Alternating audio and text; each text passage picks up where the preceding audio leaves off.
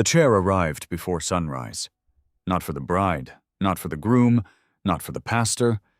A single white cloth covered it in the front row, while two silent men stood beside it as if it already belonged to someone important. 3 hours later, Asisifo and Lovu stood at the altar in a dress she had repaired with her own hands. Then Luthando Mbeki looked at the empty seats where her family should have been, and walked away before saying a single vow. The choir fell silent. A wedding stopped, and outside the church gates 3 black SUVs rolled slowly through the dust. Before anyone knew who was inside, the white cloth on the empty chair stirred beneath the ceiling fan.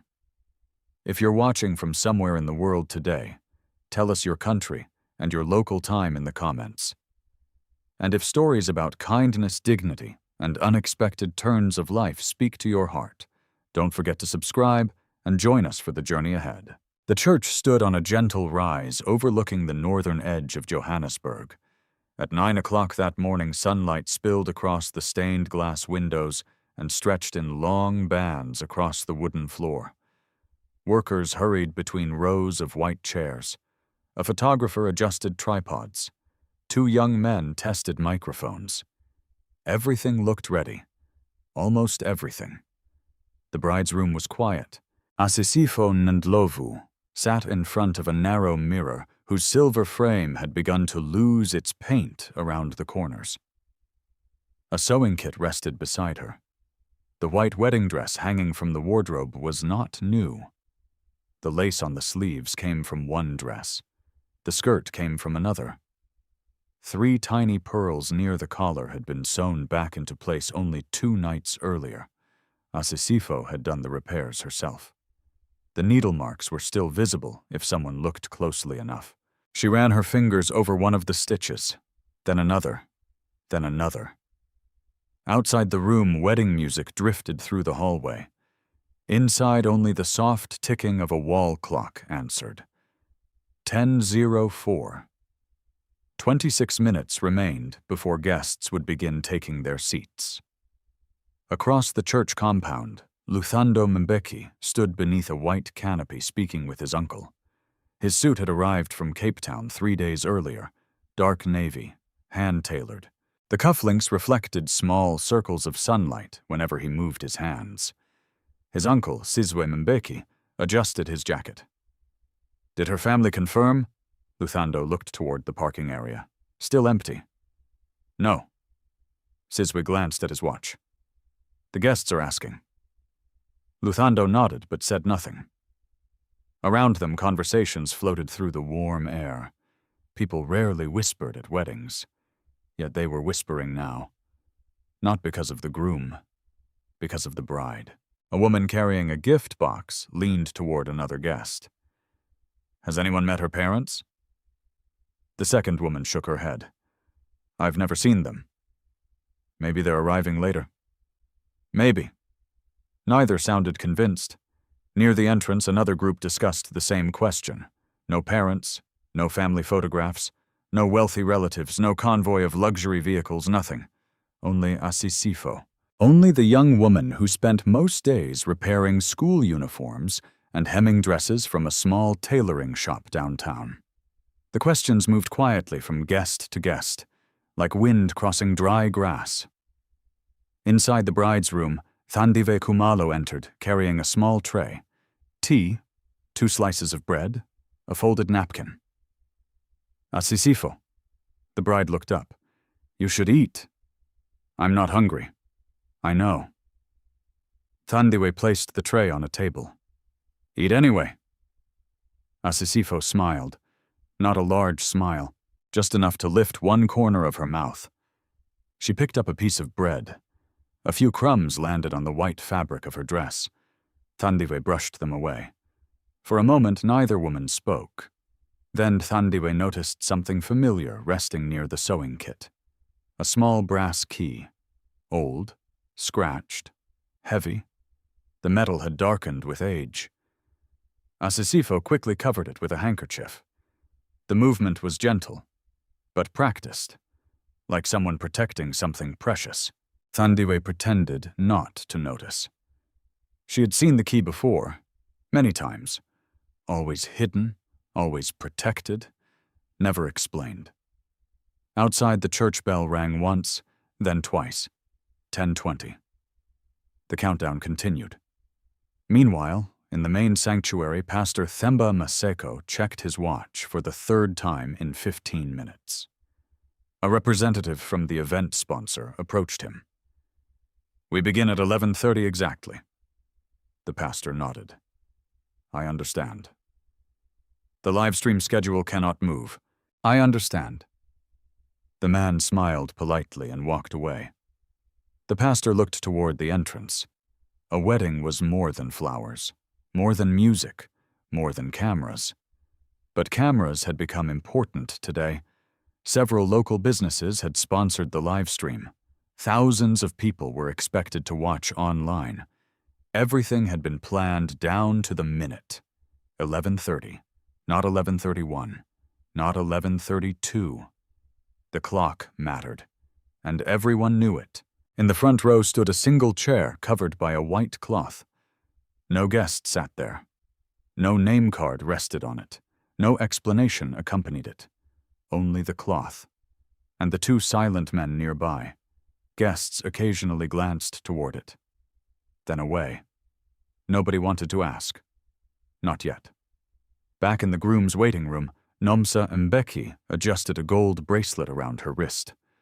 Luthando's mother had spent months organizing the wedding. The flowers, the menu, the venue, the guest list, everything. She opened her handbag and checked her phone. Several unread messages waited. One came from a cousin, another from a business associate. A third asked the same question everyone else seemed to be asking. "Where is the bride's family?" Nomsa locked the screen. The room suddenly felt warmer. "Luthando." Her son looked up. "Yes." "Have they called?" "No." Nomsa stared toward the window. Beyond the glass, expensive cars filled most of the parking area. Luxury sedans, sports utility vehicles, polished chrome, dark-tinted windows. The image pleased her. Yet something remained unfinished. A wedding joined families. Today only one family seemed visible. She adjusted her bracelet again. The clasp clicked softly.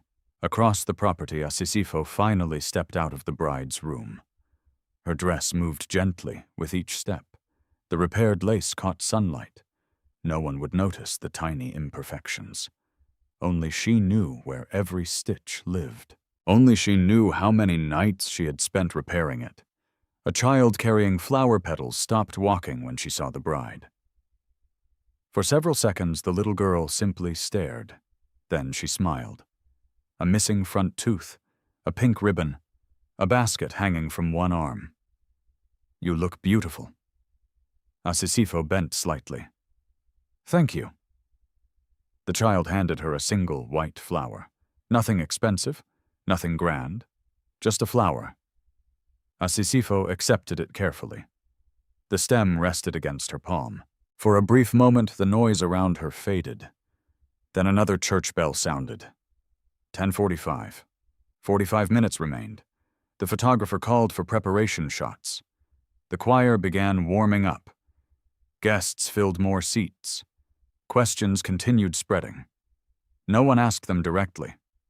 Not yet.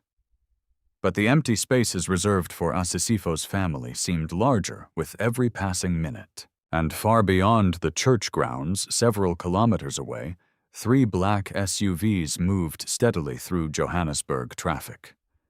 Dust collected along their lower doors. The lead vehicle turned onto a quieter road. No sirens, no escort, only purpose. Inside one SUV rested a leather folder. Inside the folder were documents. And beneath the documents lay a photograph that had been folded and unfolded so many times that its edges had become soft. A young girl stood smiling beside a sewing machine. The driver glanced at the dashboard clock. 11:02. The convoy continued forward. Back at the church, Asisifo stood alone beside a stained glass window. The white flower remained in her hand. The old brass key remained hidden inside her bag. And somewhere beyond the horizon, something was already moving toward her. Something that would arrive before the day was over. A ray of sunlight crossed the colored glass and settled briefly on the brass zipper of her handbag. At 11:07, the church parking area was nearly full. Rows of polished vehicles reflected the late morning sun. Guests moved between them, carrying gift boxes wrapped in gold paper and cream-colored ribbons. Laughter rose and fell across the church grounds. Yet beneath the laughter, another sound traveled quietly. Questions. Questions repeated often enough eventually became assumptions, and assumptions had begun to gather around Asisifo. Inside the sanctuary, the choir practiced the opening hymn for the 4th time. The soprano section stopped, started again, stopped again. One singer checked her phone. Another glanced toward the entrance.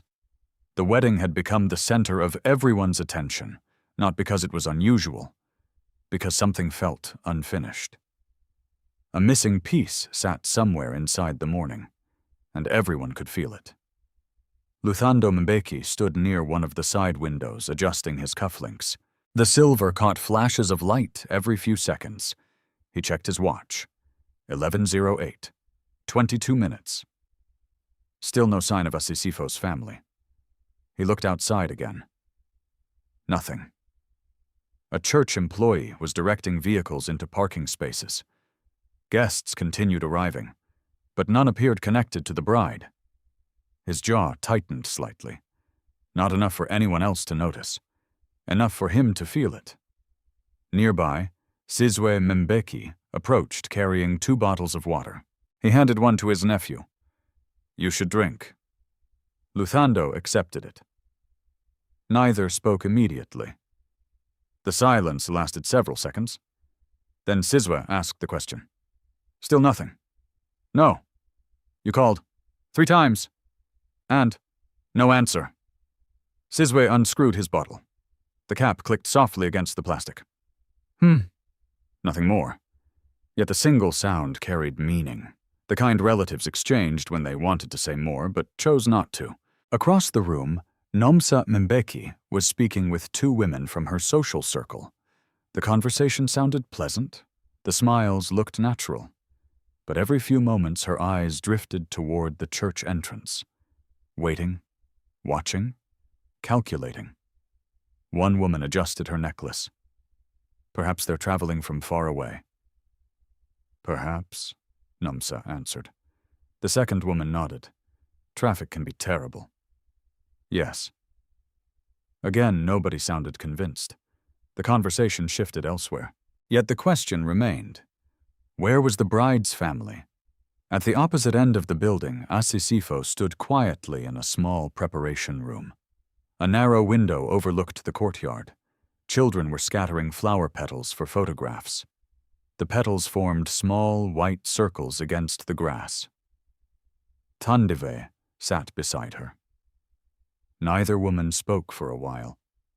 The room carried a peaceful silence, not empty, not uncomfortable, simply quiet. Eventually, Thandiwe reached for the tea that had long since gone cold. "You haven't touched this." Asisifo smiled faintly. "I forgot." "You forget food whenever you're worried." "I'm not worried." Thandiwe laughed softly. "You've known me too long for that answer." Asisifo looked down at her hands. The wedding ring waited in a small velvet box nearby. Next to it sat her handbag.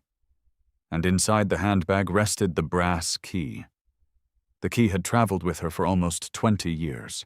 House after house, room after room, city after city.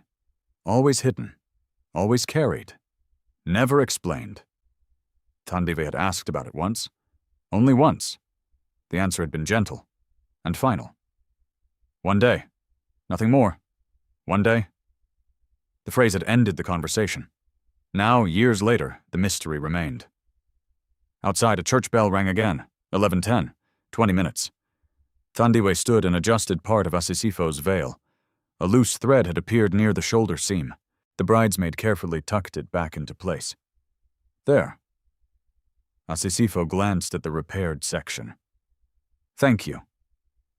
You repaired this dress yourself, didn't you? Most of it. How many times? A tiny smile appeared. Enough. Thandiwe shook her head. She already knew the answer. Enough meant many nights. Enough meant skipped meals. Enough meant choosing thread over comfort. The gown carried hundreds of invisible decisions. Every stitch had cost something. Every repaired section told a story. Outside the room, footsteps passed along the hallway. Voices drifted by. Someone mentioned the live stream. Someone mentioned the sponsors. Someone mentioned the countdown. Time continued moving. At 11:12, Pastor Themba received another message from the event coordinator. Begin on schedule. The pastor slipped the phone back into his pocket. His Bible rested on a nearby table. The edges of the pages had softened through years of use. Beside it sat a printed wedding program. The names stood neatly across the front. Luthando Mbeki and Asisifo Ndlovu. Simple. Clean. Permanent-looking. The pastor stared at the names for a moment, then returned to his preparations. Elsewhere, a different conversation was taking place. Two young women stood near the church entrance. One adjusted her earrings. The other lowered her voice. I heard she doesn't even know where her real family lives. Really? That's what someone said. Oh. A pause. Then another question. Do you think his family knows? The first woman shrugged. I don't know. Neither intended cruelty, neither wished harm. Yet uncertainty often grew larger when repeated often enough. The words continued traveling. Guest to guest, table to table, row to row, like small pebbles tossed into water. Meanwhile, Asisifo remained unaware of most of it. Or perhaps she simply chose not to listen. She sat before the mirror once more. The reflection staring back looked calm. The calm surprised even her. Years earlier, she would have been pacing. Years earlier, she would have been nervous. Years earlier, she would have checked the door every minute. But life had taught her patience. Not through comfort, through waiting. Waiting for rent money. Waiting for customers. Waiting for work. Waiting for opportunities. Waiting for answers. A person could learn many things while waiting. Her eyes drifted toward the handbag. The brass key remained hidden inside. For a brief moment, memory surfaced. A flash. A younger version of herself. A small wooden sewing box. A voice she had not heard in years. Keep it safe. The memory vanished almost immediately. Only the feeling remained. Across town, traffic slowed. 3 black SUVs waited at a red light. The lead vehicle idled quietly. Inside, a woman wearing an emerald green head wrap sat beside a leather folder. Her hands rested calmly atop it. Across from her, an older man checked his watch. 11:14. The light turned green. The convoy moved forward. Back at the church, Luthando checked his phone again. No messages, no calls, nothing. His expression remained controlled. Yet disappointment had begun settling into the corners of his thoughts. The wedding was minutes away. Still no family, still no explanation, still empty seats. From where he stood, he could see them. An entire reserved section. Rows waiting for people who had not arrived. Rows becoming harder to ignore. Outside, wind moved gently through nearby trees.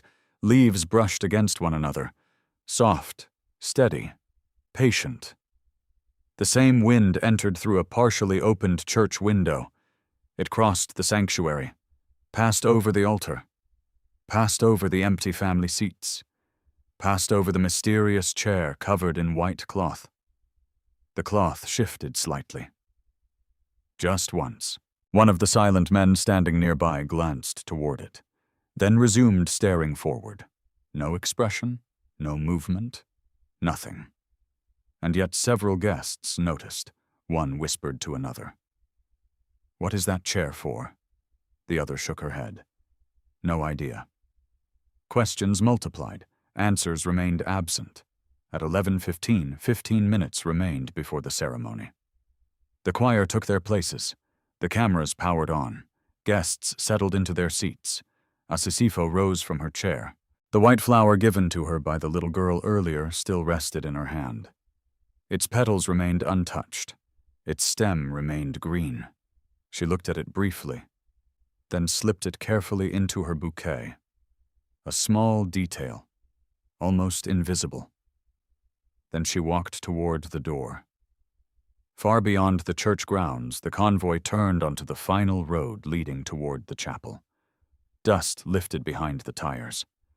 The leather folder shifted slightly on the seat, and inside that folder, beneath legal papers and sealed envelopes, rested an old photograph whose edges had nearly worn away from being held too many times. At 11:16, the church doors opened. Guests rose from their seats. The first notes of the processional hymn drifted through the sanctuary. A violin carried the melody. Then the piano joined. Then the choir. The sound filled every corner of the building. Even the stained glass windows seemed to hold it. Asisifo stood at the far end of the aisle. Her bouquet rested lightly against her waist. White roses, a few lilies, and hidden among them the single flower given by the little girl. The tiny bloom almost disappeared among the larger arrangements. Almost. Thandiwe adjusted the veil one final time. You ready? Asisifo nodded.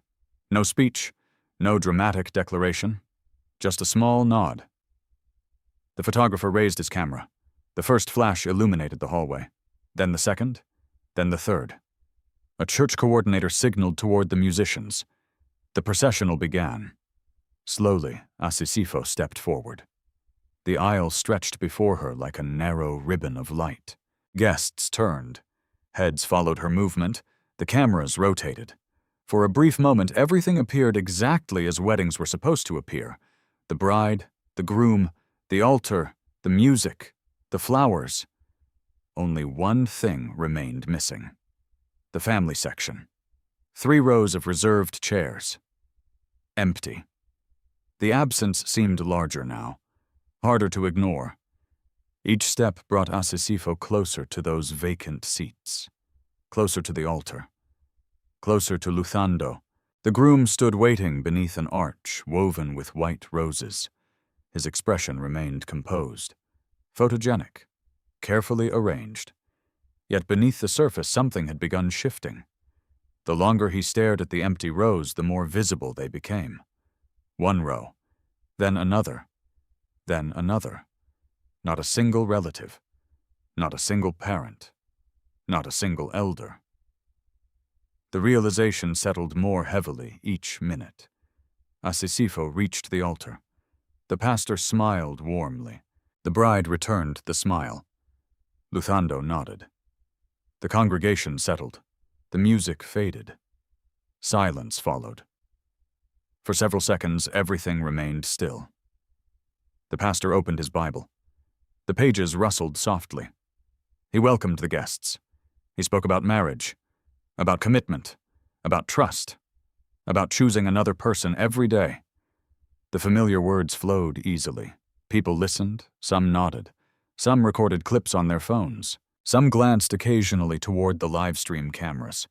Everything continued according to schedule, until Pastor Themba reached the section recognizing both families. A tradition. Simple. Expected. The pastor smiled. We also honor the families who have gathered here today to witness this union. His eyes moved naturally toward the bride's side, then stopped. The empty seats stared back. A brief pause appeared, small, almost invisible. The pastor continued, but the interruption had already happened. Everyone felt it. Luthando felt it most. His gaze drifted again toward the vacant rows. Still empty, still waiting, still unanswered. Something hardened inside him. Not anger, not yet. Something closer to embarrassment. a sensation he disliked, a sensation he rarely experienced. Beside him, Asisifo remained calm. The contrast bothered him more than he expected. Why wasn't she worried? Why wasn't she making calls? Why wasn't she explaining the questions multiplied, one after another? The pastor moved deeper into the ceremony. Minutes passed. 11:23. 7 minutes remained before the official livestream commitment period. The sponsor representatives watched from the back. The photographers continued shooting. The guests remained attentive. Then Sizwe Mbeki stood. The movement surprised several people. He wasn't part of the ceremony. Yet there he was, rising from the front row, straightening his jacket, clearing his throat. The pastor paused. The sanctuary grew quiet. Luthando. The groom turned. Sizwe's voice carried easily through the room, not loud, but impossible to ignore. There are matters that should be addressed before vows are exchanged. The pastor blinked. A few guests shifted in their seats. Luthando hesitated, then nodded slowly. The microphone captured everything, every word, every breath, every pause. Sizwe continued. We have welcomed everyone. He glanced briefly towards the empty family section. We have prepared everything. Another glance. We have fulfilled our responsibilities. The silence deepened. Across the sanctuary, several guests lowered their phones. Others raised them, recording, watching, waiting. Luthando looked toward Asisifo, then toward the empty seats, then back again. The pressure that had been building throughout the morning finally reached the surface. His mother lowered her eyes. The bracelet on her wrist caught the light. A small golden reflection flickered across the pew. No one spoke, no one interrupted. Sizwe folded his hands. Marriage joins families. The words landed gently, yet heavily. People naturally ask questions. Another pause. No answer came. The empty seats remained silent. The pastor attempted a smile. Perhaps these conversations can happen later. Perhaps. But not today. Not in this room. Not before cameras. Not before expectations. Luthando stepped closer to the microphone. The congregation watched. Asisifo watched. The choir watched. Outside, even the church workers near the doors had stopped moving. The groom's voice arrived calm. Too calm. I think people deserve clarity. A whisper moved through the audience. Tiny, brief, then gone. Luthando continued. We have planned this day for months. He glanced toward the vacant rows again. We have welcomed every guest. Again. The empty seats. Again. The unanswered questions. Asisifo felt the direction of the conversation before the words arrived. Yet she remained still. The bouquet never trembled. The veil never shifted. Only her fingers moved slightly around the flower stems. Luthando faced her. For months, people have asked about your family. The church became very quiet. Asisifo, his voice softened. But not enough. Where are they? The question hung above the altar. No accusation, not openly. Yet the meaning reached everyone. Every guest understood. Every camera captured it. The livestream continued broadcasting. Thousands of viewers watching from phones and computers saw the moment unfold in real time. Asisifo met his gaze. Several seconds passed. Then she answered. I don't know. The words arrived honestly, without defense, without explanation, without apology. A murmur crossed the sanctuary, not loud, just enough. Luthando looked away briefly, then back. The answer seemed to frustrate him, because it explained nothing, because it solved nothing, because the empty chairs remained empty. Sizwe folded his arms. Nomsa stared at the floor. The sponsor representative checked his watch. 11:26. 4 minutes. The countdown continued. Luthando exhaled slowly. Then something happened. Not a shout, not a dramatic outburst, something quieter, perhaps more damaging. He smiled. A small smile, the kind people used when disappointment finally replaced hope. "That's all." The microphone carried every syllable. "Asisifo, that's all you can say."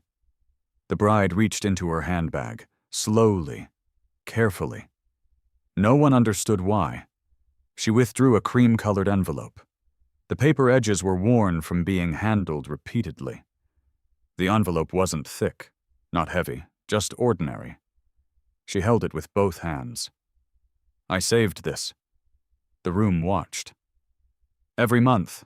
She extended it toward him. "For our future." Silence. Luthando stared at the envelope.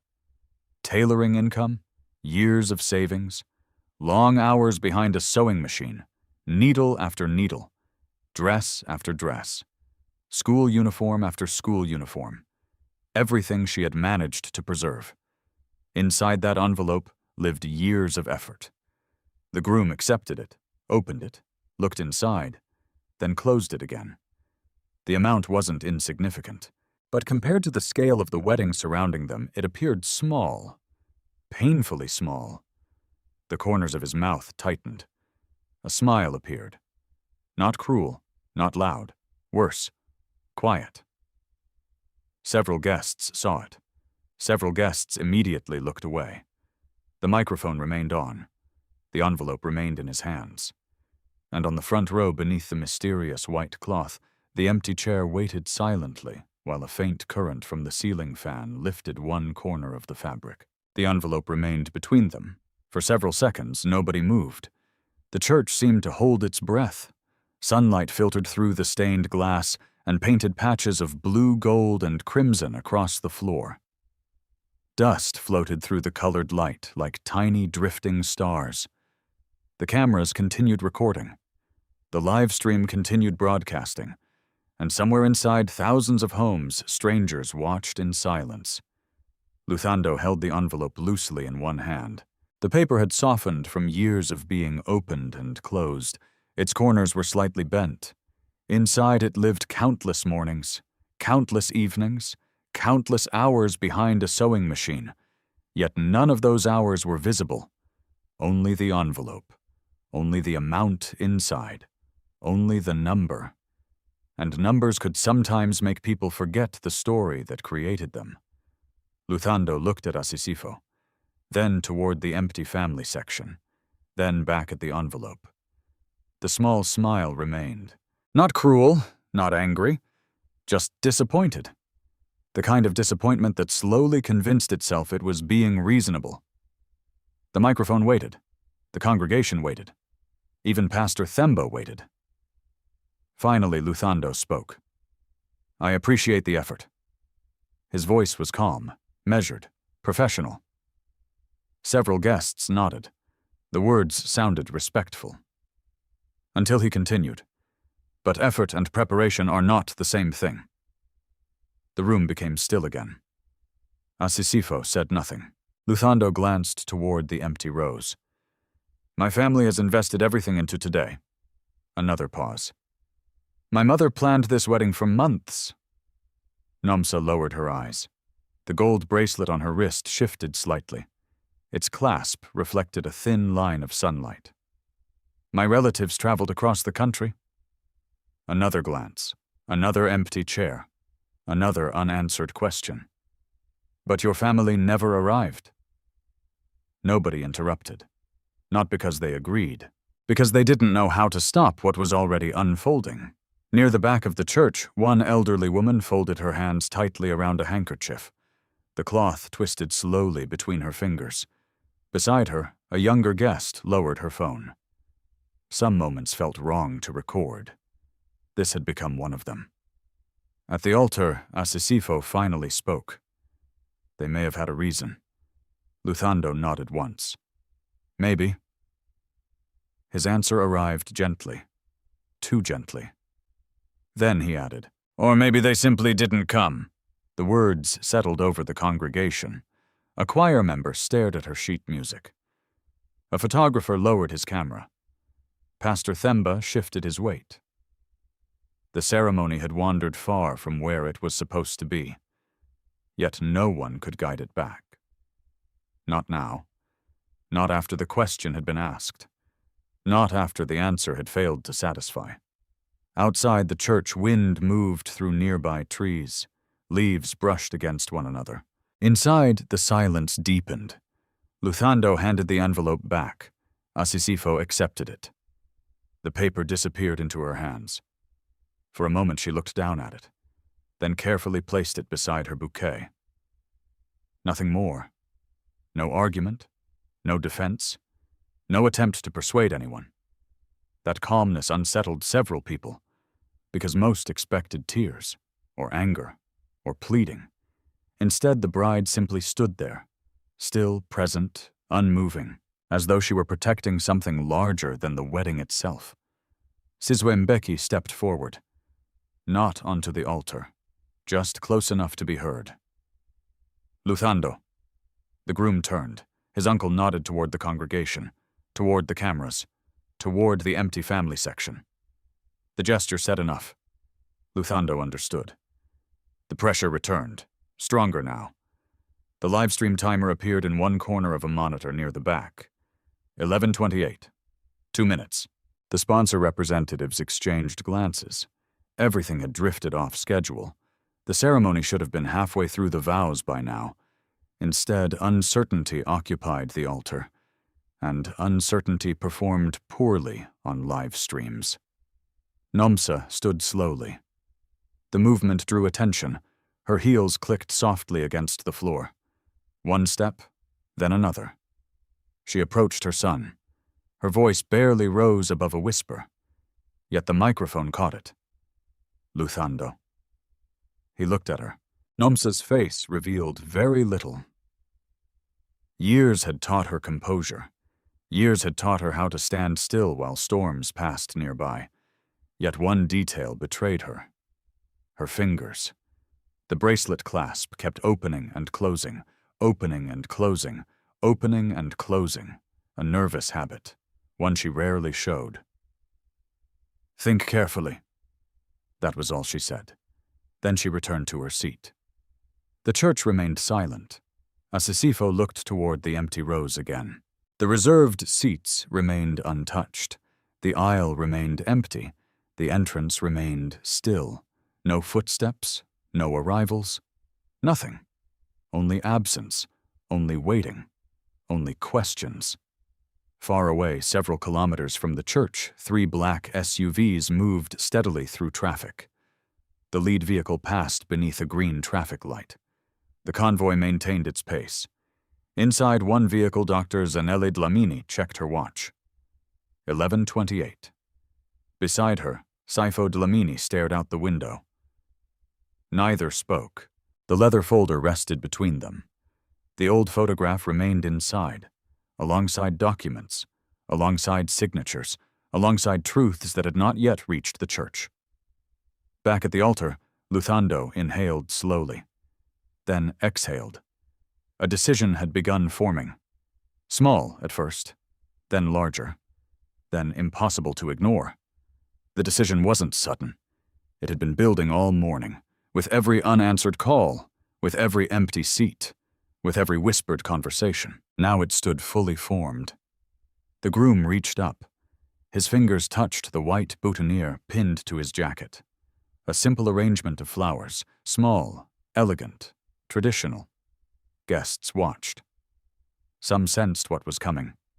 Most did not. Luthando removed it. The pin released with a soft click. The flower remained in his hand. The sound seemed louder than it should have been. Click her. A tiny sound. A massive consequence. The choir director closed her eyes. Pastor Themba stared at the floor. Thandiwe took a step forward, then stopped. Nobody knew exactly where events were heading, yet everyone knew they had crossed a line. The groom looked directly at Asisifo. For a moment his expression softened. A memory passed through him. The first time they met. Coffee shared after church. walks through downtown Johannesburg, conversations about dreams, plans, possibilities. All of it appeared briefly, then faded. The empty family seats remained, the unanswered questions remained, the pressure remained, and pressure often convinced people that immediate choices were permanent solutions. "I can't do this." The words entered the microphone, then entered the church, then entered the live stream, then entered every person listening. No shouting, no anger, just 5 words. "I can't do this." A gasp moved through the congregation. Several guests covered their mouths. Others stared openly. One camera operator lowered his headset. The choir remained frozen. The pastor looked up. "Luthando." The groom stepped back. One step, then another. The boutonniere remained in his hand. Asisifo did not move. The veil rested softly across her shoulders. The bouquet remained steady. Only her eyes followed him. Nothing else. Luthando turned away from the altar, turned away from the pastor, turned away from the vows that had never been spoken, and began walking down the aisle. The sound of his shoes echoed through the sanctuary. One step, another, another. No one stopped him. No one knew how. Halfway down the aisle, he hesitated briefly, then continued walking. The church doors opened. Bright sunlight spilled inside, and then he was gone. Silence followed, heavy, complete. The kind of silence that arrives after something breaks. Not loudly, not dramatically, just completely. Near the altar, a single bead loosened from the lace on Asisifo's dress. It struck the wooden floor, a tiny sound, almost invisible. The bead rolled in a small circle before stopping near her shoe. The bride looked down, slowly bent, and picked it up. Far beyond the church gates, the first black SUV turned onto the gravel entrance road, sending a thin cloud of dust behind its tires. For several seconds after Luthando disappeared through the church doors, nobody moved. The silence stretched across the sanctuary like fabric being slowly unrolled. Guests remained seated. The choir remained standing. The cameras continued recording. Even the live stream remained active. Thousands of viewers watched a wedding that no longer resembled a wedding. Near the altar, Asisifo straightened carefully. The small bead she had picked up rested in her palm, white, round, no larger than a grain of corn. She closed her fingers around it, then slipped it into her handbag. Beside the envelope, beside the brass key, beside everything she had carried into the church. Pastor Themba took one step forward, then another. His Bible remained open in his hands. He searched for words. Words usually came easily. Today they did not. "Asisifo." The bride looked toward him. Her expression had changed very little. No tears, no trembling, no visible collapse. Only stillness. The kind of stillness that sometimes appeared after a very loud noise. When the noise stopped, but its echo remained. Thandiwe hurried toward the altar. She reached Asisifo's side. One hand moved toward the bride's arm, then stopped. Not because she didn't care, because she wasn't sure whether comfort should arrive through touch or presence. So she simply stood beside her. The choice seemed correct. Nearby, Nomsa Mbeki remained seated. The gold bracelet still circled her wrist. Its clasp remained half open. She stared toward the church entrance where her son had disappeared. Her shoulders looked smaller than they had an hour earlier. Across the sanctuary, guests exchanged uncertain glances. Some stood, then sat again. Some picked up their phones, then put them away. Nobody seemed certain what came next. One elderly man removed his glasses and cleaned them with a folded handkerchief. Another guest quietly closed the gift box resting in her lap. The wedding program suddenly felt outdated, as though it belonged to another day. Outside, gravel shifted beneath heavy tires. The first SUV rolled into the church parking area. Then the second. Then the third, black, polished, expensive. The vehicles moved slowly, deliberately. Not with urgency, not with spectacle. Simply purpose. Several guests near the entrance noticed first. Heads turned towards the windows. Conversations stopped. Someone whispered, "Who is that?" No answer followed. The SUVs parked near the front entrance. The engines fell silent. The sudden quiet seemed louder than the sound they had made arriving. Inside the lead vehicle, Dr. Zanele Dlamini closed the leather folder resting on her lap. Her emerald green head wrap caught the sunlight entering through the window. The color appeared almost luminous. Across from her sat Saifo Dlamini. His silver hair framed a face shaped by many years of responsibility. He checked his watch. 11:35. 5 minutes too late. He nodded once, not to anyone in particular, perhaps to time itself. Then he opened the door. Outside the church, warm air greeted them. Advocate Themba Nkosi exited the second vehicle carrying a slim black briefcase. The metal clasp reflected sunlight. The lawyer adjusted his tie. No one spoke. Not yet. 3 church workers stood frozen near the entrance. One of them recognized the visitors immediately. His eyes widened. Not dramatically, just enough. The recognition spread, like a match touching dry paper. Saifo Dlamini, Dr. Zanele Dlamini, founders of hospitals, sponsors of schools, builders of housing projects, people whose names appeared in newspapers and charity reports across the country, people who rarely attended public events without invitations. Yet here they were, arriving at a wedding, late, unexpected. The church doors opened. The first guests near the entrance stepped aside automatically, not because anyone asked them to, because presence sometimes created its own pathway. Inside the sanctuary, the movement attracted attention. One by one, heads turned, then more heads, then nearly everyone. Even Pastor Themba looked toward the entrance. The first figure appeared. A woman. Emerald green head wrap, dark tailored dress, steady posture. The afternoon light followed her into the church. Behind her walked Saifo Dlamini. Behind him came Advocate Nkosi. The sanctuary fell silent once again. A different silence this time. Curiosity, confusion, recognition, all arriving together. Thandiwe frowned slightly. She did not know these people. Neither did Asisifo. At least not visibly. The visitors moved slowly down the aisle, not hurried, not theatrical, simply moving toward a destination. Guests leaned closer together. Questions began multiplying.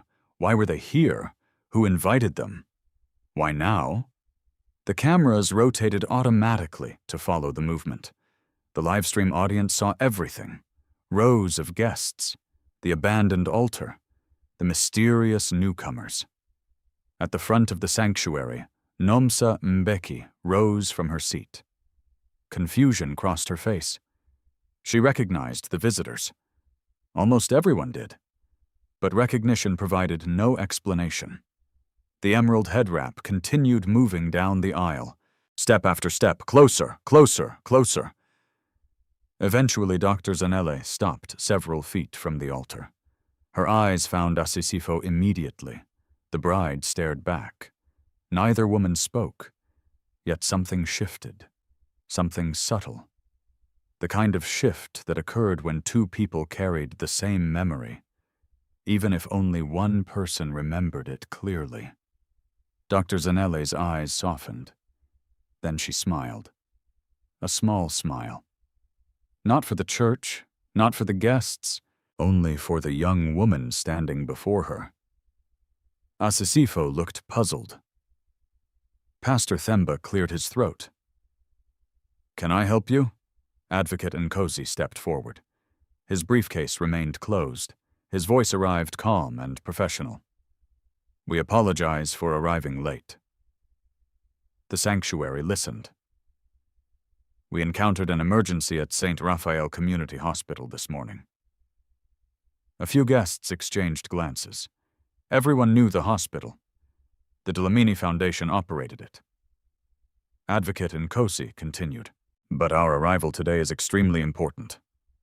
His eyes moved toward Asisifo, then toward the altar, then toward the congregation. "We are here for her."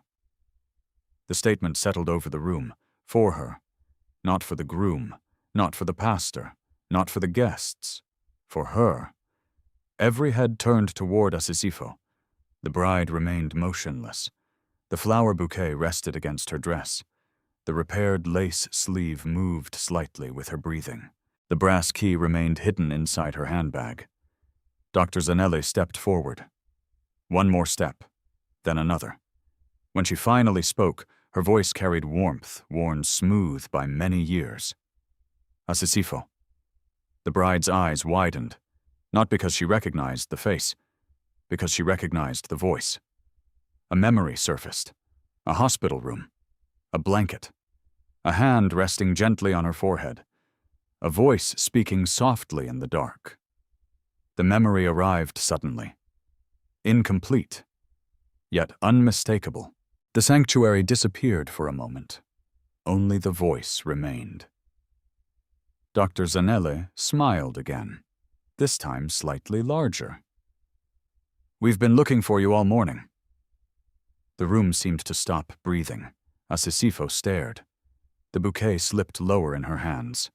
Several petals shifted. One white rose tilted sideways. Advocate Nkosi placed the black briefcase carefully on a nearby pew. Then he released the clasp. Click. The sound echoed softly through the church. Inside rested documents, photographs, certificates, and answers. Answers that had spent years waiting for the right moment. At the altar, Asisifo's fingers tightened slightly around the bouquet stems. Not from fear, not from confusion, from the strange feeling that an old door locked for a very long time had just begun to open. The emerald head wrap caught another beam of sunlight as Dr. Zanelli slowly reached into her handbag and withdrew a worn photograph whose edges had become soft from being held again and again. The photograph trembled slightly in Dr. Zanelli's hand, not because she was nervous, because old paper became fragile after years of being unfolded and folded again. The edges had faded, the corners had softened. A crease ran through the center. She held it carefully, as though it contained something alive. The sanctuary remained silent. Every guest watched. Every camera pointed forward. The abandoned wedding had become something else entirely, something nobody had planned. Dr. Zanelli extended the photograph toward Asisifo. The bride accepted it slowly. Her fingers brushed the worn surface. Then her eyes lowered. For a moment she saw only shapes, colors, a younger face, a sewing machine. Then recognition arrived. Not all at once, piece by piece, like dawn entering a room through a narrow window. The photograph showed a small girl standing beside an old sewing machine. The machine's paint had chipped away near the wheel. A red blanket hung behind her, and beside the child stood a woman wearing an emerald green head wrap, the same head wrap color, the same gentle smile, the same eyes. Asisifo stared. The church disappeared around her. The voices disappeared. The guests disappeared. Only the photograph remained. And memory? Years earlier. Smoke. Heat. People running. A crowded township street. A fire. The memory came in fragments. She remembered flames. She remembered hands pulling her through smoke. She remembered waking inside a hospital. She remembered a woman sitting beside her bed. A woman who brought books. A woman who brought soup. A woman who stayed. The face in the photograph matched the memory. Not perfectly, but enough. Dr. Zanelli watched quietly. No interruption. No explanation. She allowed the memory to arrive at its own pace. Beside her, Sifo Dlamini removed his glasses and held them loosely in one hand. His gaze never left Asisifo. The bride finally looked up. "You—" The word barely escaped. Dr. Zanelli nodded. Yes. Nothing more. The simplicity of the answer seemed to carry greater weight than a long speech. Several guests exchanged confused looks. The story unfolding at the altar belonged to people they did not know. Pastor Themba remained silent. The choir remained silent. Even the live stream comments scrolling across nearby monitors had slowed. People were watching, trying to understand, trying to connect pieces. Advocate Nkosi opened the briefcase. Inside rested several folders, each carefully labeled, each organized, each waiting. The lawyer removed one folder and handed it to Sifo Dlamini. The older man stepped forward. His shoes produced almost no sound against the wooden floor. When he reached the altar, he placed the folder gently beside the bride's bouquet. The action seemed ordinary, yet several guests leaned forward. Something important was happening. Nobody knew exactly what, only that the atmosphere inside the church had changed. Sifo looked at Asisifo, then spoke. "We never wanted to control your life." His voice was steady, warm, unhurried. "We promised ourselves that if we helped you, we would never make you feel owned." The congregation listened. Years of history lived inside those words. History nobody else had witnessed. Sifo continued. After the fire, there were legal complications. Another pause. Many. The lawyer nodded slightly, as though confirming facts already known. "We searched for surviving relatives," Sifo continued. "We paid investigators. We searched records. We searched schools. We searched churches." The repetition settled gently into the room. "We searched for years." Another pause. Then, and eventually we found no one. The church remained silent. Only the distant hum of an air conditioning unit filled the gap between sentences. Asisifo looked down again at the photograph. Her thumb brushed the faded image, the sewing machine, the head wrap, the little girl, the memory. Dr. Zanelli smiled softly. "We visited you every week." The bride blinked. A flash of memory surfaced. Books, hospital hallways, a woman's voice reading stories, a man carrying oranges. The memories had always existed, scattered, disconnected. Now they began finding one another, like pieces returning to a puzzle. "Why didn't you tell me?" The question emerged quietly. Dr. Zanelli looked toward the church ceiling briefly, as though searching among old years. Then she answered, "Because we wanted you to become yourself." The answer puzzled some guests, but not Asisifo. Something about it felt true. Dr. Zanelli continued. "We knew what money could do. We knew what power could do. We knew how easily people changed when they saw either one." The emerald head wrap shifted slightly as she turned. "So we made a choice." Another pause, a difficult one. The congregation listened closely now. Even those who had spent the morning whispering, even those who had recorded videos, even those who had judged, everyone listened. "We paid for your education. We helped when help was needed. We watched from a distance. But we never wanted our name to become your identity." Asisifo lowered her eyes. Several small memories resurfaced. Anonymous scholarships, unexpected opportunities, bills mysteriously paid, moments she had never fully understood, moments she had accepted with gratitude. Now those moments acquired faces, names, people. Across the sanctuary, Nomsa Mbeki sat perfectly still. The bracelet on her wrist no longer moved. The clasp remained closed. For the first time all day. Meanwhile, somewhere outside the church, Luthando stood alone near the parking area. He had not left the property. Not completely.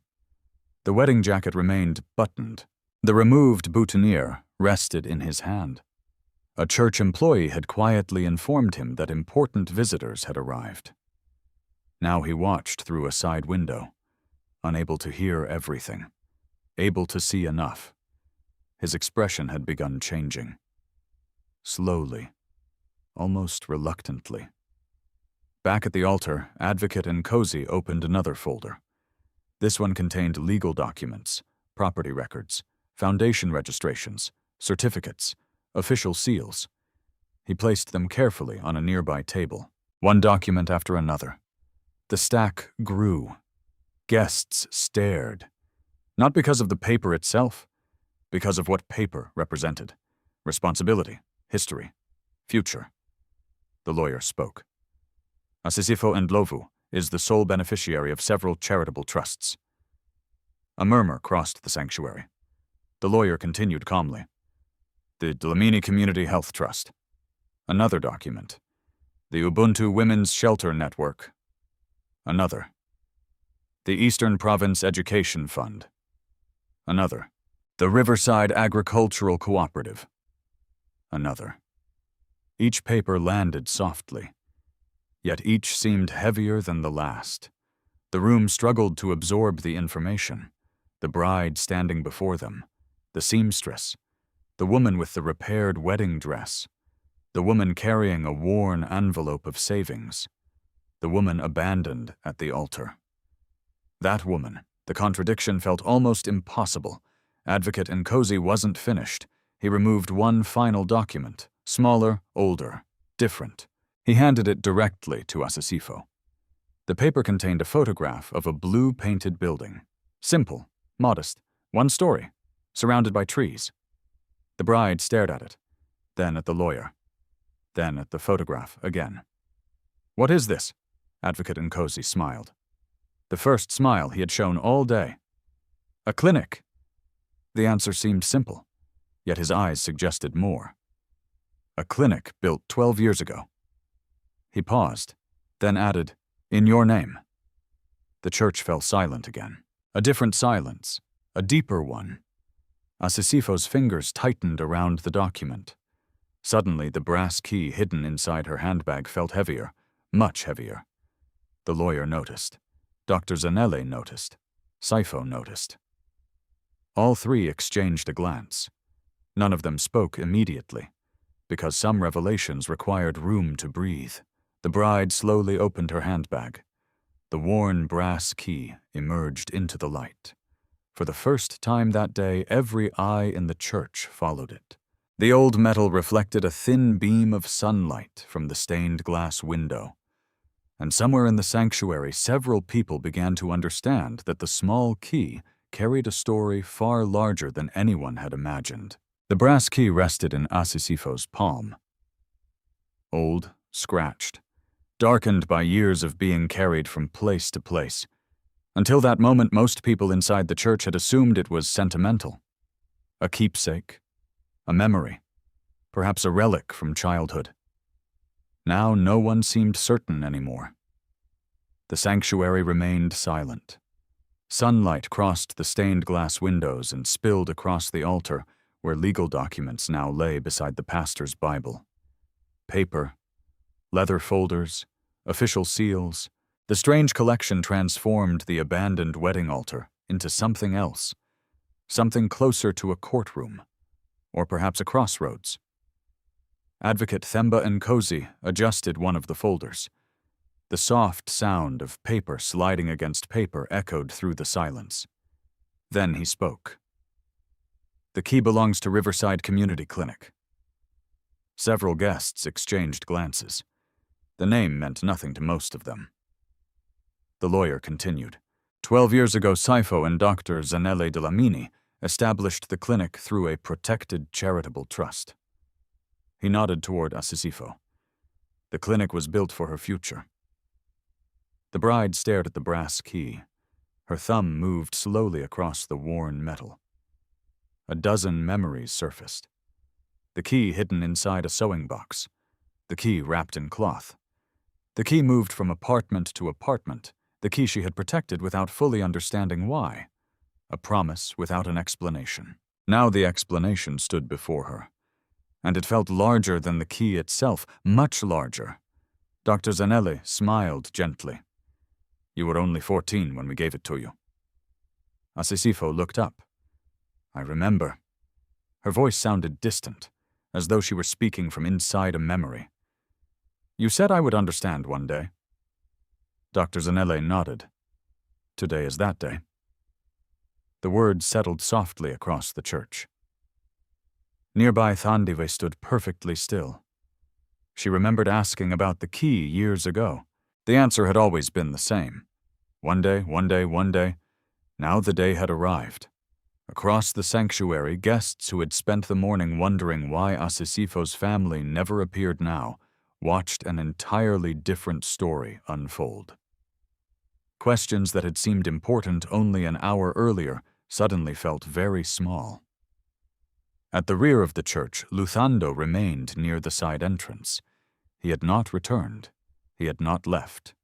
He stood in the space between. The removed boutonniere still rested in his hand. Its white petals had begun to wilt slightly under the afternoon heat. Through the doorway he watched the altar, watched the documents, watched the people he recognized from newspapers and television interviews, and watched the woman he believed he understood. The realization arrived slowly. He had known very little. Back at the altar, Advocate Nkosi opened another folder. This one was thinner, more recent. The lawyer removed several papers. He glanced toward Pastor Themba, then toward the congregation, then toward Asisifo. "There is another matter." The words immediately changed the atmosphere. Guests leaned forward. Even the choir seemed to straighten slightly. "Another matter." The phrase suggested unfinished business. Advocate Nkosi continued calmly. "Several months ago, Miss Ndlovu requested legal review of certain documents." Asisifo looked surprised, not because she didn't remember, because she hadn't expected the subject to appear here. The lawyer placed several sheets upon the altar, neatly aligned, one beside another. The pastor's Bible remained open beside them. The contrast was striking. Scripture, contracts, faith, paper, future. The lawyer tapped the top page. "This document was presented to Miss Ndlovu before the wedding." Silence. Another page. "And this one." Another. "And this one." 3 documents. 3 signature spaces. 3 opportunities. The congregation watched carefully. Nomsa Mbeki's expression changed. Only slightly. Yet enough. Because she recognized the documents. Sizwe recognized them too. Advocate Nkosi spoke with the same calm tone. No accusation. No anger. Only facts. The documents proposed transferring significant financial authority to marital structures controlled by the husband's family. The words landed gently, yet heavily. The church became very quiet. Several guests frowned. Others exchanged glances. Some didn't fully understand. Others understood immediately. The lawyer continued. The language was complicated. Another pause. The consequences were not. Across the sanctuary, Nomsa lowered her gaze. The gold bracelet on her wrist reflected another line of sunlight. For the first time that day, it seemed less like jewelry and more like a chain of memories. Advocate Nkosi looked toward Asisifo. "Miss Ndlovu asked me to review them privately." The bride nodded once. Nothing more. No dramatic revelation, no performance, just confirmation. The lawyer continued. She never discussed the matter publicly. Again, true, Asisifo had spoken to no one. Not Thandiwe, not co-workers, not church friends, no one. She had carried the concern alone, just as she had carried the key, just as she had carried the envelope, just as she had carried the uncertainty surrounding the wedding. The congregation listened. The story becoming visible now looked very different from the one they believed they had witnessed. Advocate Nkosi folded his hands. The documents were legal. Another pause. But heavily imbalanced. The phrase hung in the air. Legal, yet imbalanced. Not illegal, not criminal. Something more complicated. The kind of arrangement people justified because paper allowed it. Saifo Dlamini finally spoke. His voice remained gentle. When wealth enters a marriage, people become afraid. Nobody interrupted. He continued, afraid of losing it. Afraid of sharing it. Afraid of being left without enough. The repetition settled over the congregation. No accusation, only observation. A truth old enough to belong to many families. Across the room, some guests lowered their eyes, perhaps remembering their own stories, their own mistakes, their own fears. Saifo looked towards the altar, then toward the empty family seats, then toward Asisifo. But fear should never be the foundation beneath a marriage. The sanctuary remained silent, not because anyone disagreed, because nobody could improve upon the statement. Outside wind brushed gently against the church walls. Inside, the atmosphere had shifted again. The abandoned bride no longer appeared abandoned. The poor seamstress no longer appeared poor. Yet something deeper remained unchanged. Asisifo herself. She still held the same bouquet, still wore the same repaired dress, still carried the same envelope filled with years of savings. The revelation of wealth had changed how others viewed her. It had not changed who she was. Dr. Zanelli seemed to understand this better than anyone. She stepped beside the bride. Not in front, not above, beside. Then she adjusted one small section of lace near Asisifo's shoulder. The repaired stitch, the handmade repair, the tiny imperfection. A mother's gesture, simple, quiet, complete. The movement touched something inside several guests, because affection often revealed itself through small actions rather than large speeches. The livestream camera zoomed closer. Thousands watching from home saw only a woman straightening a loose piece of lace, yet the gesture carried years, years of waiting, years of distance, years of love expressed carefully. The lawyer closed one folder, then another. Finally, only a single document remained on the altar. Unlike the others, it contained a photograph. A blue-painted building, trees, a clinic entrance, and beneath the photograph, a brass lock, the exact shape of the key resting in Asisifo's hand. Advocate Nkosi placed the document before her.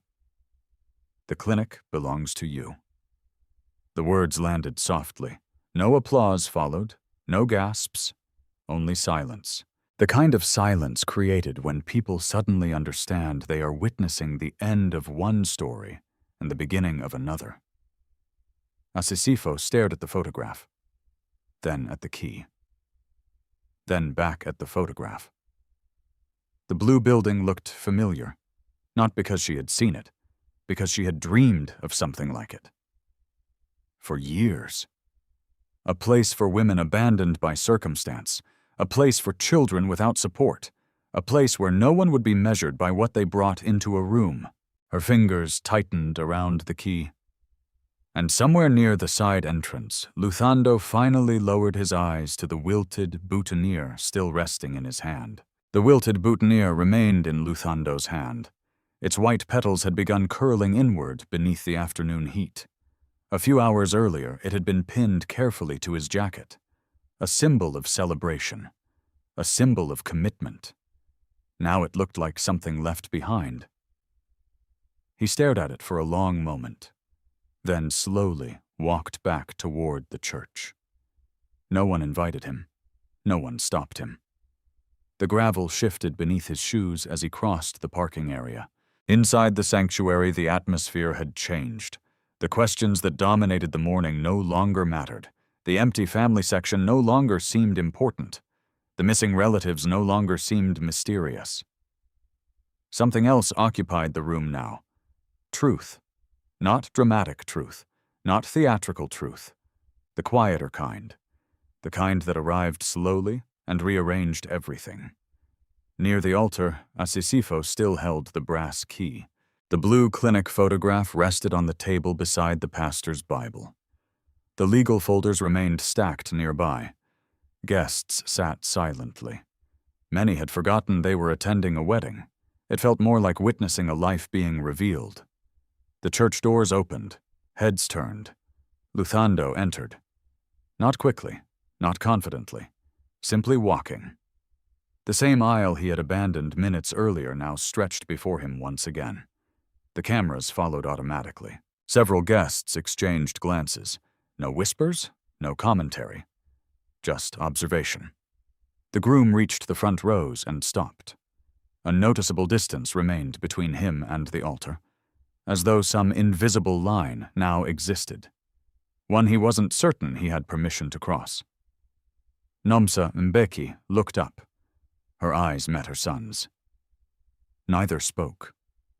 The silence between them seemed full. Years of expectations, years of ambition, years of lessons, years of fears. All present. No words required. Eventually, Luthando stepped forward. The boutonniere still rested in his hand. The flowers looked smaller now, almost fragile. He faced Asisifo. The congregation waited. The live stream waited. Even the choir seemed to wait. For several seconds, nobody spoke. Then Luthando finally did. "I didn't know." The words sounded sincere. Because they were. He truly hadn't known. He hadn't known about the Dlaminus, the trusts, the clinic, the documents, the history, the wealth. None of it. But as soon as the words left his mouth, he seemed to realize something. Knowing wasn't the point. Not anymore. Not after what had happened. Asisifo looked at him calmly. The repaired lace sleeve shifted slightly as she adjusted her grip on the bouquet. The small flower given by the child remained hidden among the roses, still there, still unchanged. Luthando lowered his eyes briefly, then looked up again. "I made a mistake." No one interrupted. He continued, "I thought I understood the situation." Another pause. "I thought I understood you." The silence deepened, because everyone knew those were different statements. Understanding a situation was one thing, understanding a person was another. The groom looked toward the empty family section, then toward the altar, then toward the floor. His voice grew quieter. "I kept looking at what wasn't there." The words lingered. No family, no relatives, no wealthy guests, no visible support. He had measured absence, measured it repeatedly, measured it until it became more important than the woman standing beside him. The realization had finally arrived. Late, but completely. Across the sanctuary, several guests lowered their eyes. Not because of Luthando, because they recognized something familiar. How often people judged by what they could immediately see. How often they filled empty spaces with assumptions. Sifo Dlamini watched quietly. Dr. Zanelle watched quietly. Neither appeared angry. Neither appeared triumphant. Only attentive, as though allowing the moment to belong entirely to the people living it. Luthando took another step forward, then stopped, still leaving space between himself and the altar. Space felt appropriate. "I should have trusted you." Asisifo listened, nothing more. No interruption, no argument, no immediate forgiveness, only listening. The groom looked down at the boutonniere. Its petals had softened. One had begun separating from the stem. He turned it slowly between his fingers. Then something unexpected happened. Nomsa Mbeki stood. The movement drew attention. The gold bracelet rested quietly against her wrist. For the first time all day, she seemed less concerned with appearances than with honesty. She approached the aisle. Not the altar, not center stage. Just enough to be heard. Her voice arrived softly. Asisifo. The bride looked toward her. Nomsa inhaled slowly, then released the breath. I spent months worrying about how this wedding would look. The confession seemed surprisingly simple, yet nobody doubted its truth. The older woman glanced around the church, at the guests, the decorations, the cameras, the flowers, everything she had worked so hard to perfect. Then she looked back at Asisifo. And I forgot to ask how you were carrying all of this.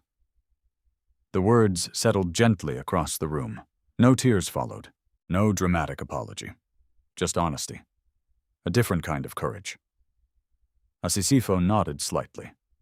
The acknowledgement seemed enough. Nearby, Sizwe Mbeki remained seated, his hands folded together, his expression thoughtful. Not defensive, not ashamed, simply reflective. The afternoon sunlight continued moving across the stained glass windows. Colors shifted across the floor.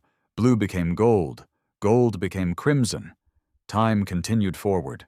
Pastor Themba finally closed his Bible. The soft sound echoed through the sanctuary, not because the ceremony was complete, because something else was. An illusion, a misunderstanding, a story people had written before learning the truth. The pastor rested the Bible on the altar, beside the clinic documents, beside the legal folders, beside the photograph. The objects looked strangely connected now. Faith, responsibility, history, future. Asisifo lowered her eyes briefly, then raised them again. For the first time since Luthando returned, she spoke. Not many words, just enough. Her voice remained calm, steady. I never hid my character. The statement entered the room quietly, yet every person heard it. The bride continued, I only hid my wealth. Another pause. The rest was always visible. The congregation sat perfectly still. The words required no explanation. People remembered. The repaired wedding dress, the tailoring shop, the envelope of savings, the years of work, the kindness, the patience, the humility. Those things had always been visible. The wealth had not. Yet somehow many people had decided the invisible part mattered more. Luthando lowered his head. The boutonniere remained in his hand. A single petal drifted free. It landed near his shoe. Neither noticed immediately. Asisifo looked toward the offering table near the front of the church, then toward the ring resting inside its velvet box. The engagement ring, the symbol that had carried them here. Slowly she walked forward, not hurried, not dramatic, simply walking. The congregation watched. The cameras followed. The live stream continued. Asisifo picked up the ring. The metal caught a beam of sunlight. For a brief moment it glowed. Then she crossed to the offering basket positioned near the altar. The basket already contained prayer cards, folded notes, small envelopes, simple offerings. She opened her hand. The ring dropped softly inside. A tiny sound. Metal touching wicker. Nothing more. No speech accompanied it. No announcement. No accusation. The gesture explained itself. The sanctuary remained silent. The ring settled among the folded prayer cards. Nearby, the brass key remained in Asisifo's other hand. One symbol resting behind her, another waiting ahead. The contrast felt impossible to miss. Outside the church, the afternoon wind brushed gently against the windows. Inside, nobody spoke, because some endings arrived quietly, and some beginnings did too. The brass key reflected a thin line of sunlight as Asisifo closed her fingers around it and turned toward the blue clinic photograph waiting on the altar. The ring rested quietly among the prayer cards. No one reached for it. No one spoke about it. The small circle of gold seemed to belong to another story now, a story that had ended before the vows began. For several moments after Asisifo placed the ring into the offering basket, the church remained silent. The silence no longer felt heavy. It felt settled, like dust finally reaching the ground after a storm. Pastor Themba looked across the sanctuary. Rows of guests waited. The choir waited. The photographers waited. No one appeared eager to leave, because something unfinished still lingered in the room. Not the wedding. Something else. Asisifo turned toward Sifo and Dr. Zanelli. The brass key remained in her hand. The blue clinic photograph remained on the altar. Then she looked toward the church coordinator standing near the back. The woman still held a clipboard, a detailed schedule, timetables, reception plans, meal arrangements, everything carefully organized months earlier, all designed for a wedding celebration. A celebration that no longer existed. Asisifo smiled gently. The first genuine smile anyone had seen from her all day. Not large, but unmistakable. She walked toward the coordinator. Guests watched curiously. The coordinator adjusted her glasses. "Miss Ndlovu?" Asisifo nodded. "How many meals were prepared?" The woman blinked. The question seemed unexpected. She glanced down at the clipboard. "Approximately 300. 300. The number lingered in the air. 300 plates. 300 servings. 300 carefully planned portions. Outside the church, catering staff continued preparing food, unaware that the wedding itself had vanished. Asisifo looked toward the sanctuary windows. Beyond them, Johannesburg stretched beneath the afternoon sun. Hospitals, shelters, bus stations, neighborhoods, people carrying their own burdens, people waiting in hallways, people sitting beside hospital beds, people worrying about tomorrow. 300 meals suddenly felt important. Very important. She turned back toward the coordinator. "Can the food be delivered?" The woman looked confused. "Delivered? To the hospital?" A pause. "And the shelters?" Another pause. "And the children's center near Marshall Street?" The coordinator stared. Several guests exchanged surprised glances. Thandiwe smiled immediately, because she understood, before anyone else. She always had. The coordinator lowered her clipboard. "All of it," Asisifo nodded. "All of it." The answer traveled through the church. Slowly, quietly. People absorbed it. 300 meals, prepared for celebration, redirected toward need. Not because someone asked, not because someone expected it, simply because the food existed, and so did the people who needed it. Sifo Dlamini smiled. Dr. Zanelli smiled. Neither seemed surprised. The decision felt familiar to them, like something Asisifo had been practicing her entire life. The coordinator hesitated only briefly, then nodded. "I'll make arrangements." Thandiwe stepped forward immediately. "I'll help." The two women moved toward the reception planning table together. Schedules changed. Phone calls began. Delivery lists appeared. The wedding feast slowly transformed into something else. Across the sanctuary, guests watched. Some volunteered, others offered vehicles. Several church members began making calls. Within minutes, an entirely different event was taking shape. Not a reception, a distribution, a gift, a meal shared with people who had never expected it. Near the altar, Pastor Themba smiled softly. "Sometimes," he said quietly, "a blessing arrives wearing different clothes." Nobody responded. The statement didn't require discussion. It simply remained. Meanwhile, near the front row, the mysterious white-covered chair still waited. The chair that had been present before sunrise. The chair that had survived every revelation, every question, every silence, every answer. Guests continued glancing toward it. The mystery remained. Why had it been reserved? Who was it for? Now, finally, Dr. Zanelli approached it. The movement immediately attracted attention. The sanctuary grew quiet again. She stopped beside the chair. The emerald head wrap caught another beam of sunlight. For a moment she simply rested her hand upon the white cloth, not speaking, not explaining, just standing there. Asisifo watched.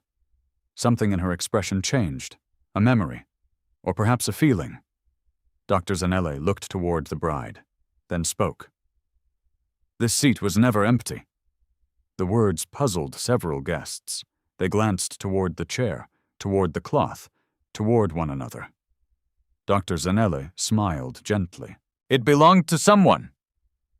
Slowly she lifted one corner of the white fabric. The sanctuary watched. Beneath the cloth rested an embroidered name stitched carefully into the chair covering. Simple blue thread, hand-sewn, faded slightly with age. Asisifo stepped closer, her eyes fixed upon the stitching. The name. Her mother's name.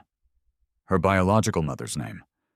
For several seconds she could not move, not because of shock, because of recognition. The letters looked familiar, not the name itself. The stitching, the style, the pattern. She had seen it before, on an old blanket, years ago. A memory surfaced. A woman sewing by lamplight, needle moving, thread pulling, fabric gathering beneath careful hands. A fragment. Only a fragment. Yet enough. Dr. Zanelle touched the embroidered name gently. "When we learned about the wedding, we reserved the seat." Her voice remained calm. "We thought she deserved to be here." The sanctuary fell silent. No dramatic music, no tears, only stillness, the kind created when love travels beyond absence. Asisifo reached out. Her fingers brushed the stitched letters. The thread felt slightly rough beneath her skin. Years had passed. Yet someone had remembered. Someone had prepared a place. Not because a person would arrive, because she mattered. The chair remained empty and completely occupied at the same time. Near the rear of the church, several guests quietly wiped their eyes. Others looked away. Some stared at the floor. No one seemed interested in recording anymore. The cameras continued, but the audience had changed. Inside the church, inside the live stream, inside the story itself. The day had stopped being about status, stopped being about wealth, stopped being about embarrassment. Something quieter had taken its place. Belonging, memory, dignity. The things that remained after appearances disappeared. Thandive returned from the reception area carrying updated delivery forms.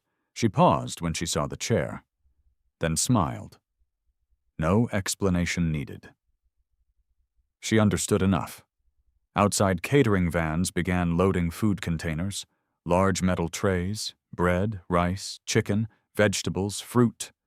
300 meals preparing for a journey different from the one originally planned. Inside, guests slowly began helping, folding chairs, moving boxes, organizing supplies. The church no longer resembled a wedding venue. It resembled a community, and perhaps that was closer to what it had always been meant to become. Asisifo stood beside the reserved chair, one hand resting near the embroidered name, the other holding the brass key. The two objects seemed connected somehow, one belonging to the past, one belonging to the future. Between them stood the woman who carried both. Outside, the afternoon sun lowered slightly across Johannesburg, and somewhere beyond the city, behind a blue-painted gate surrounded by trees, a clinic waited quietly for the key that had spent years finding its way home. 8 months later, the blue gate finally opened. The paint had faded slightly beneath years of sunlight. A few scratches marked the lower panels. One hinge produced a soft creak whenever the gate moved. Nothing about it appeared grand. Nothing about it announced wealth. Yet every morning before sunrise, people gathered outside. Women carrying children. Grandmothers holding folded documents. Teenagers with school bags. Mothers pushing strollers. People waiting. people hoping. People arriving because someone told them there was a place that listened, a place that did not ask what they owned before asking what they needed. Above the entrance hung a simple sign, Riverside Community Clinic. The letters were blue, the same shade as the gate, the same shade visible in the old photograph that had once rested upon a church altar, the same photograph that now hung inside the reception area.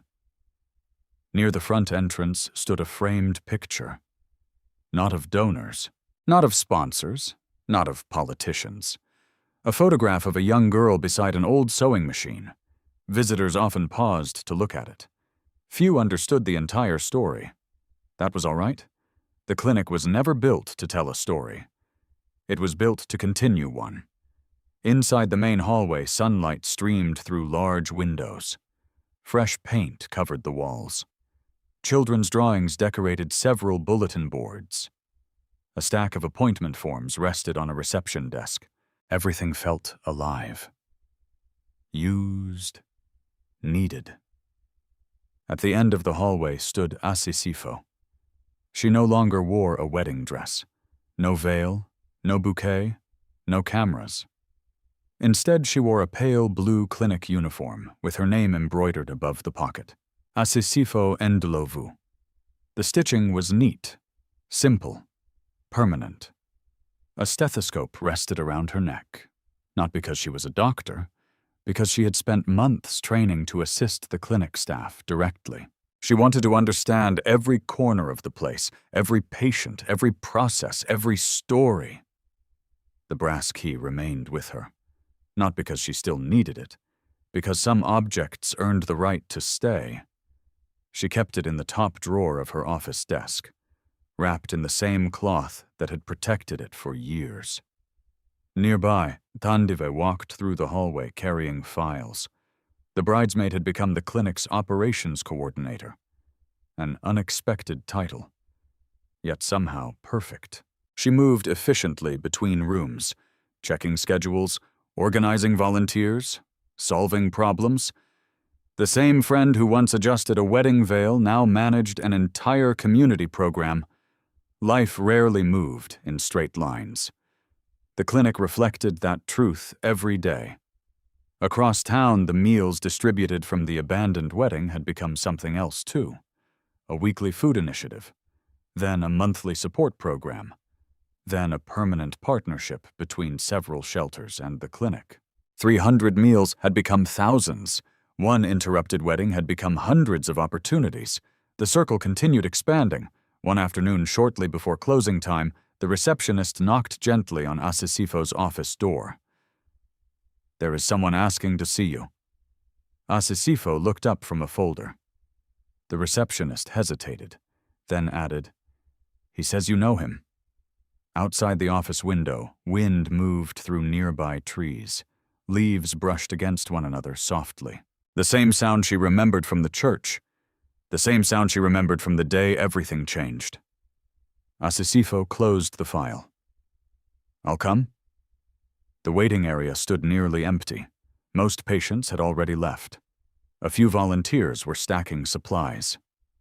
A nurse organized medical records near the front desk. And standing beside the blue entrance door was Luthando. The wedding suit was gone. The polished confidence was gone too. Time had changed certain things, not dramatically, quietly.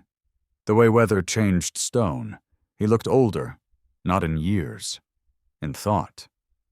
The two stood facing one another. For a moment, neither spoke. The silence felt familiar, not uncomfortable, simply honest. Luthando glanced around the clinic, the waiting area, the volunteers, the children playing with donated toys near a reading corner, the framed photograph on the wall, the life that had grown from a day he once believed was a disaster. Eventually he smiled, a small smile, not unlike the one Asisifo had offered so often during difficult moments. "I heard about the clinic." Asisifo nodded. "We opened 6 months ago. It looks busy." "It usually is." Another silence. Then another. Outside sunlight touched the blue gate. Inside, a child laughed somewhere down the hallway. Ordinary sounds. Comforting sounds. The kind that belonged to places doing useful work. Luthando looked down briefly, then back up. "I didn't come for anything?" The statement arrived immediately, as though he wanted it understood before anything else. "I know." Asisifo's answer came just as quickly, because she did know. The man standing before her no longer looked like someone seeking advantage. He looked like someone carrying memory. Nothing more. Nothing less. Luthando nodded. His hands remained empty. No flowers, no gifts, no dramatic gestures, only presence. "I wanted to see what became of the key." The comment surprised her, then made her smile. A real smile. The kind that reached her eyes. She opened the top drawer of a nearby desk, reached inside, and removed the brass key. The old metal looked exactly the same. Scratched, worn, faithful. Luthando stared at it. For a moment, neither spoke. Then he laughed softly. A genuine laugh. "I spent months worrying about bank accounts." His eyes remained on the key, and the entire future was sitting inside a drawer. The statement contained no bitterness, only perspective. Asisifo rested the key gently on the desk. The future was never the key. Luthando looked at her. The future was what we chose to unlock. The words settled quietly between them. No argument followed. No reconciliation scene. No sudden romance. The story had moved beyond those things. Some doors reopened, others remained closed. That was life. And life rarely apologized for being complicated. A volunteer entered the waiting area carrying supplies. A mother thanked a nurse near the reception desk. A child waved from down the hallway. The clinic continued operating around them, doing what it had been built to do, helping. Luthando looked around one final time, then nodded. "I should go." Asisifo nodded too. Neither seemed sad. Neither seemed relieved. The moment simply felt complete. Before leaving, Luthando accepted a brochure from the reception desk. A simple folded pamphlet explaining the clinic's services. Women's support programs, legal assistance, healthcare access, housing referrals. The work mattered. He held the brochure carefully, then walked toward the exit. At the doorway he paused briefly. Not to ask for another chance. Not to revisit the past. Only to look once more at the life standing before him. Then he stepped outside. The blue gate waited. The same gate from the photograph. The same gate connected to the brass key. The same gate connected to a future that had finally arrived. Asisifo followed him only as far as the entrance. No farther. The afternoon sun rested warmly across the courtyard. Patients continued arriving. Children continued playing. Volunteers continued working. The clinic remained alive. Luthando passed through the gate. The brochure remained in his hand. Asisifo watched for a moment, then gently pushed the blue gate closed. The hinge produced its familiar soft creak, and when the gate settled into place, the brass key resting in her pocket felt lighter than it ever had before. Life has a quiet way of revealing what truly matters. Sometimes people are measured by the clothes they wear, the family names beside them, the money they appear to possess, or the seats filled on their behalf. Yet the most valuable things often arrive without announcement. Character rarely introduces itself loudly. Kindness rarely demands attention. Dignity rarely needs witnesses. When Asisifo stood alone at the altar, very little seemed to belong to her. A repaired dress, a small envelope of savings, a mysterious key. To many people that looked like very little.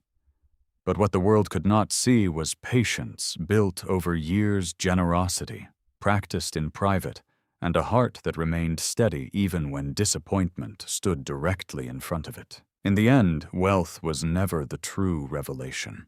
The real revelation was who Asisifo remained before anyone knew the truth, and who she remained after everyone did. The clinic, the blue gate, the meals shared with strangers, and the seat reserved for a mother who could not attend all point to the same lesson. A person's worth does not increase when others finally recognize it. Their worth was already there. If you had been sitting inside that church on the day Luthando walked away from Asisifo, what would you have done? Share your answer in the comments and tell us your country and local time as well. And if stories about kindness, resilience, and unexpected turns of life mean something to you,